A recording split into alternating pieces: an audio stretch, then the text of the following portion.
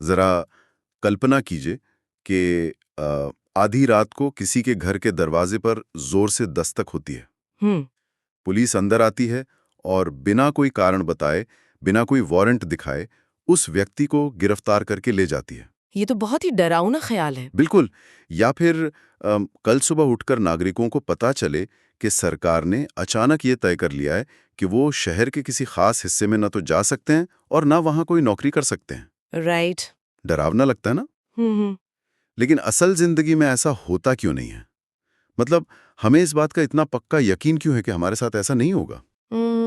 इसका जवाब किसी जादू में नहीं है, बल्कि एक 75 साल पुरानी किताब के भाग 3 में छिपा है ना? बिल्कुल सही कहा। और ये भाग 3 कोई साधारण दस्तावेज नहीं है। हम्म। जब हम अपने स्रोतों का गहराई से विश्लेषण करते हैं ना, तो पता चलता है कि ये असल में आम नागरिकों और सत्ता की जो असीम शक्ति है, उसके बीच खींची गई एक बहुत ही मजबूत रेखा है। एक सुरक्षा रेखा। हाँ, क्योंकि एक लोकतांत्रिक व्यवस्था में हमेशा ये डर बना रहता है कि जिसके पास ताकत है वो कभी भी तानाशाह बन सकता है। राइट, सत्ता का दुरुपयोग कर सकता है। बिल्कुल।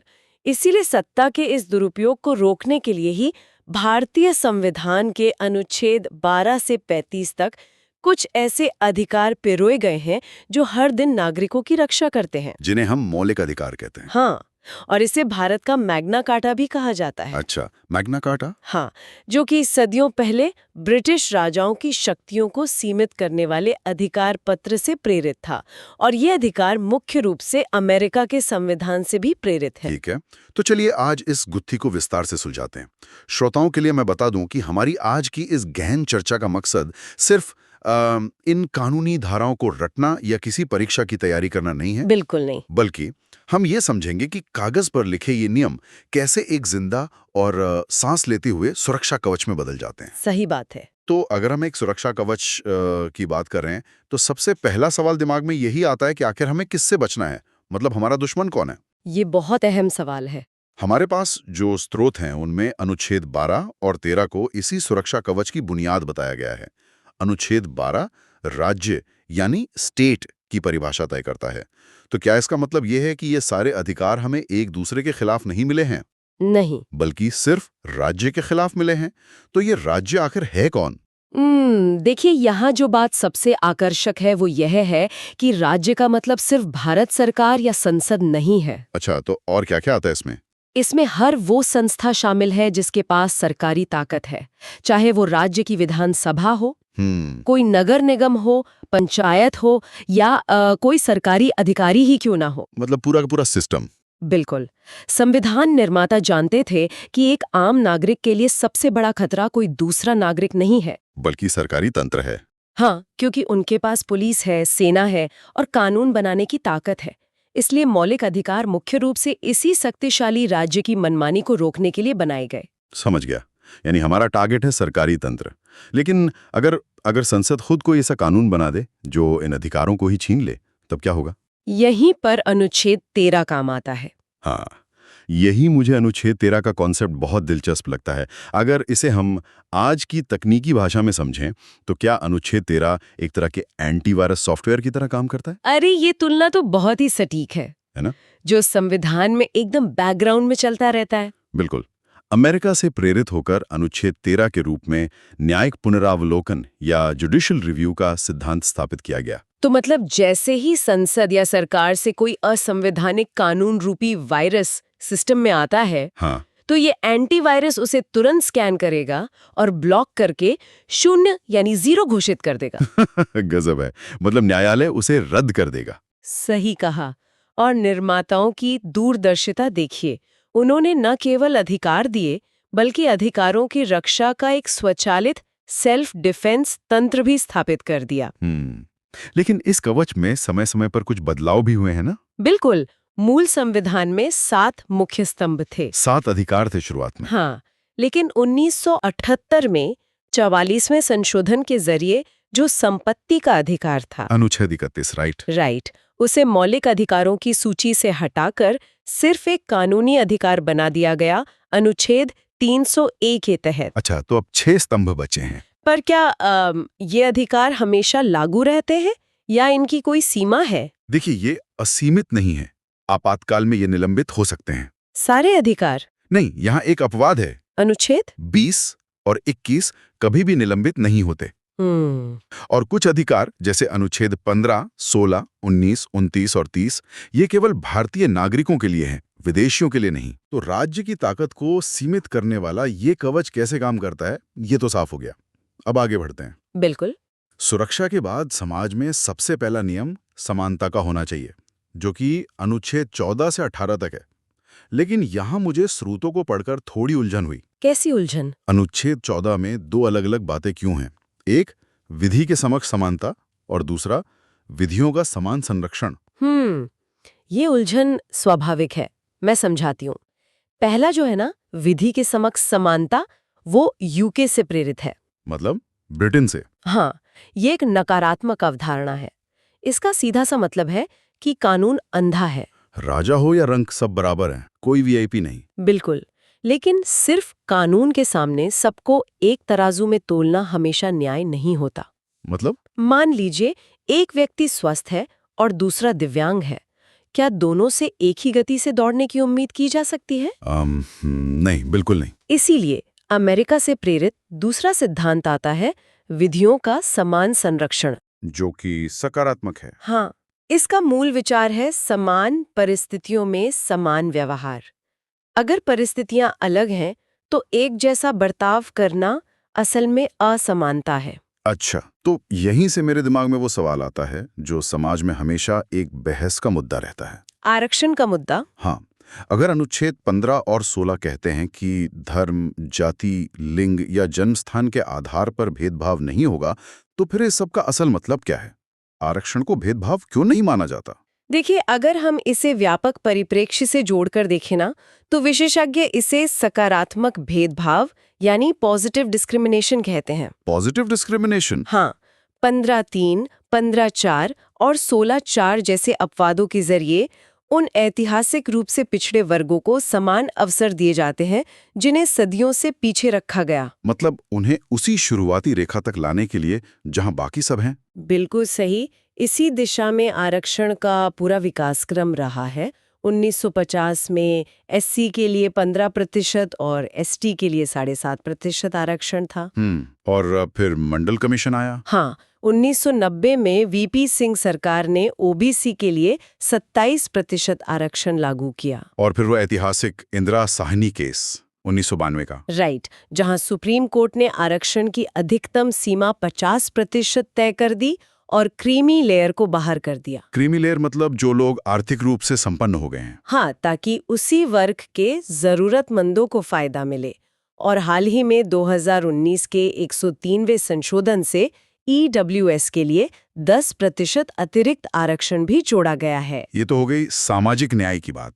समानता में अनुच्छेद 17 और 18 भी आते हैं। हाँ, अनुच्छेद 17 अस्पृश्यता यानी छुआछूत का अंत करता है। और ये एक निरपेक्ष या एब्सोल्यूट अधिकार है ना? बिल्कुल, इसका कोई अपवाद नहीं है। छुआछूत हर हाल में अपराध है। और अनुच्छेद 18 उपाधियों का अंत, जैसे महाराजा या राय बहादुर जैसी उपाधियां खत्म कर दी गईं। हाँ, सिर्फ सैन्य और शिक्षा से जुड़ी उपाधियां इसका अपवाद है। लेकिन एक सवाल, क्या पद्म पुरस्कार जैसे पद्मश्री या पद्म विभूषण भी उपाधियां हैं? नहीं, सुप्रीम कोर्ट ने साफ किया है कि ये सम्मान है, उपाधियां नहीं।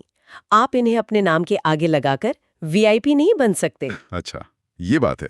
तो समानता स्थापित हो गई, लेकिन एक लोकतंत्र में नागरिक बिना आजादी के क्या करेंगे? बिल्कुल, बिना स्वतंत्रता के समानता अधूरी है। यहीं से आता है संविधान की धड़कन, स्वतंत्रता और जीवन का अधिकार, अनुच्छेद 19 से 22। राइट। अनुच्छेद 19 हमें 6 प्रकार की स्वतंत्रताएं देता है। जैसे विचार और अभिव्यक्ति की आजादी, जिसमें प्रेस की आजादी भी है, शांतिपूर्ण सभा करना, संगठन बनाना, पूरे देश में निर्बाध घूमना, निवास करना और कोई भी व्यापार करना। और अभिव्यक्ति की आजादी में एक बहुत ही मजेदार बात स्रोतों में बताई गई है, चुप रहने का अधिकार। हाँ, आपको बोलने की आजादी है तो न बोलने की भी आजादी है। ये गजब है। अब अनुच्छेद 20 पर आते हैं, दोष सिद्धि में संरक्षण। इसमें दोहरे दंड से संरक्षण है, मतलब एक जुर्म की 2 बार सजा नहीं। बिल्कुल। और यहाँ बात सच में बहुत दिलचस्प हो जाती है। स्वयं के विरुद्ध गवाही से संरक्षण। क्या इसका मतलब ये है कि पुलिस जबरदस्ती सच नहीं उगलवा सकती? एकदम सही। इसीलिए नार्को टेस्ट या ब्रेन मैपिंग को बिना सहमति के करना इसका सीधा उल्लंघन माना जाता है और ये अधिकार आपातकाल में भी छीना नहीं जा सकता। वाह। अब आते हैं उस अनुच्छेद पर जिसे आपने संविधान की धड़कन कहा, अनुच्छेद 21, प्राण और दैहिक स्वतंत्रता। ये सबसे विस्तृत अनुच्छेद है। इसके तहत केस लॉ का पूरा एक तारामंडल है। हाँ, मैंने स्रोतों में देखा, पुट्टास्वामी केस में निजता यानी प्राइवेसी को अधिकार माना गया। नवतेज कौर केस में आईपीसी 377 को आंशिक रूप से समाप्त करके समलैंगिकता को अपराध की श्रेणी से बाहर किया गया। विशाखा गाइडलाइन कार्यस्थल पर यौन शोषण रोकती है। एमसी मेहता केस में शुद्ध पर्यावरण का अधिकार मिला। परमानंद कटारा केस में त्वरित चिकित्सा यानी तुरंत मेडिकल हेल्प का अधिकार। लेकिन इन सब में मुझे सबसे ज्यादा हैरान किया रामदेव केस ने, मतलब शांतिपूर्ण नींद लेने का अधिकार। हाँ, ये एक बहुत ही महत्वपूर्ण सवाल खड़ा करता है कि रोजमर्रा की चीजें कैसे मौलिक अधिकार हो सकती हैं? बिल्कुल। सुप्रीम कोर्ट एक जीवल संस्था के रूप में कार्य करता है। उसने कहा कि अनुच्छेद 21 सिर्फ सांस लेने के बारे में नहीं है, बल्कि गरिमा के साथ जीने के बारे में है। राइट। गरिमा यानी डिग्निटी। अगर राज्य आपकी शांतिपूर्ण नींद छीनता है तो ये आपकी गरिमा का हनन है। लेकिन अगर जीने का अधिकार है तो क्या मरने का भी अधिकार है? ये ज्ञान कौर केस में साफ किया गया। जीने के अधिकार में स्वेच्छा से मरने का अधिकार शामिल नहीं है। अच्छा, सुसाइड या यूथेनेशिया लीगल नहीं है? नहीं। और विजय शर्मा केस भी बहुत अहम है। भ्रूण का लिंग परीक्षण करना एक अजन्मी बच्ची के जीवन के अधिकार का उल्लंघन माना गया है। क्या बात है। और एक बार जो बच्चा जन्म ले ले तो उसे शिक्षा चाहिए। इसीलिए 2002 में 86वें संशोधन से अनुच्छेद 21A जोड़ा गया। 6 से 14 वर्ष के बच्चों के लिए अनिवार्य शिक्षा। बिल्कुल। चलिए अब समाज के सबसे कमजोर वर्गों की बात करते हैं। अनुच्छेद 23 और 24, शोषण के विरुद्ध अधिकार। हाँ, अनुच्छेद 23 मानव दुर्व्यापार यानी ट्रैफिकिंग और बिना वेतन जबरन काम जिसे बेगार कहते हैं उस पर रोक लगाता है। और 24? वह 14 वर्ष से कम उम्र के बच्चों को कारखानों या खतरनाक कामों में लगाने पर रोक लगाता है। मतलब बाल श्रम पर पूरी तरह पाबंदी। बिल्कुल। इसके बाद आस्था और संस्कृति की रक्षा की बात आती है। अनुच्छेद 25 से 28, धार्मिक स्वतंत्रता। 25 आपको अपने अंतःकरण की आवाज सुनने और धर्म मानने की आजादी देता है। सिखों को कृपाण रखने का अधिकार भी इसी में आता है। फीस ले सकते हैं। हाँ, जजिया जैसा कोई टैक्स नहीं लगेगा। तो मतलब सरकार आपसे धर्म के नाम पर चंदा नहीं मांग सकती, लेकिन अगर आप किसी धार्मिक स्थल पर गाड़ी खड़ी करते हैं तो पार्किंग की पर्ची का पैसा देना आपके मौलिक अधिकार का हनन नहीं है। बिल्कुल नहीं, क्योंकि वो आपको मिल रही सुविधा की फीस है। देखिए, भारत के धर्मनिरपेक्षता मॉडल की यही विशिष्टता है। यहाँ राज्य धर्म से पूरी तरह अलग होने के बजाय सभी धर्मों और अल्पसंख्यक संस्कृतियों को पनपने के लिए समान संरक्षण देता है। और यही अल्पसंख्यक संस्कृतियों की रक्षा अनुच्छेद 29 और 30 करते हैं। अपनी भाषा लिपि बनाए रखना और अपने शिक्षण संस्थान खोलना। एकदम सही। लेकिन अगर ये सारे अधिकार हमें मिल गए और कोई हमारी सुनी ना रहा होता, सारे अधिकार तो बेकार हैं फिर। बिल्कुल। यदि इन्हें लागू करवाने का कोई मजबूत तरीका न हो तो इनका कोई मतलब नहीं।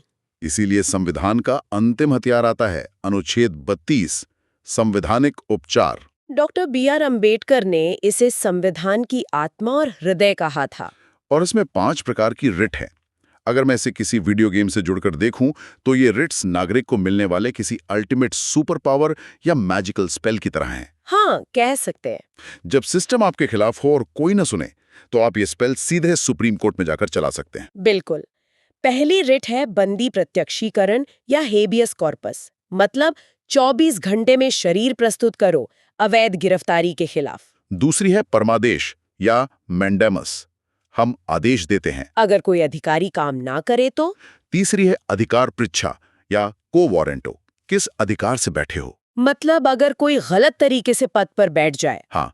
और बाकी 2 हैं प्रतिषेध, जो निचली अदालत को निर्णय से पहले रोकता है, और उत्प्रेषण, जो निर्णय के बाद उसे रद्द कर देता है। बिल्कुल। ये एक बहुत ही शक्तिशाली सुरक्षा कवच है। लेकिन देश की सुरक्षा के लिए इस कवच की भी कुछ सीमाएं तय की गई है ना? हाँ, अनुच्छेद 33 से 35 तक। हाँ, अधिकारों का संतुलन जरूरी है। अनुच्छेद 33 कहता है कि सशस्त्र बलों, रॉ और आईबी जैसी एजेंसियों के अधिकारों को संसद सीमित कर सकती है। अनुशासन के लिए? जाहिर है, जो लोग देश की सुरक्षा करते हैं उन्हें अपने स्वयं के अधिकारों पर कुछ प्रतिबंध स्वीकार करने पड़ते हैं। और अनुच्छेद 34 मार्शल लॉ यानी सैन्य शासन के दौरान अधिकारों को सीमित करने की शक्ति देता है। और अंत में अनुच्छेद 35 ये साफ करता है कि मौलिक अधिकारों को लागू करने या संशोधन करने की शक्ति केवल संसद के पास है, राज्य विधानमंडलों के पास नहीं। बिल्कुल, एक रूपता के लिए जरूरी है। तो आज के इस पूरे चर्चा को अगर समेटें तो ये साफ है कि मौलिक अधिकार केवल परीक्षा में पास होने या वकीलों की बहस के लिए नहीं है। बिल्कुल नहीं, ये वे नियम हैं जो एक आम नागरिक और राज्य की असीम शक्ति के बीच संतुलन बनाए रखते हैं। बंदी प्रत्यक्षीकरण से लेकर निजता के अधिकार तक ये हर दिन हमारे जीवन को प्रभावित करते हैं और समय के साथ विकसित भी होते हैं। हाँ, और इसी विकास से मेरे दिमाग में एक विचार आ रहा है। क्या विचार? देखिए, सुप्रीम कोर्ट ने समय के साथ अनुच्छेद 21 का विस्तार करके इसमें पर्यावरण और निजता को शामिल किया है। बिल्कुल किया है। तो सोचिए भविष्य में क्या होगा। जैसे जैसे आर्टिफिशियल इंटेलिजेंस और डीप फेक हमारी जिंदगी में पैठ बना रहे हैं, क्या बहुत जल्द हमें संविधान में एल्गोरिथम के पूर्वाग्रह से बचने का अधिकार देखने को मिलेगा? अरे वाह, ये तो बहुत ही गहरा विचार है। या शायद अपने डिजिटल दिमाग की स्वतंत्रता का अधिकार, जिसे कॉग्निटिव लिबर्टी कह सकते हैं। ये सच में सोचने वाली बात है। निश्चित रूप से तकनीक के साथ अधिकारों की नई परिभाषाएं सामने आएंगी। तो श्रोताओं के लिए यही विचार है, अपने अधिकारों के बारे में जागरूक रहिए और अपनी जिज्ञासा बनाए रखिए। आज की इस गहन चर्चा में इतना ही। जल्द ही एक नए विषय के साथ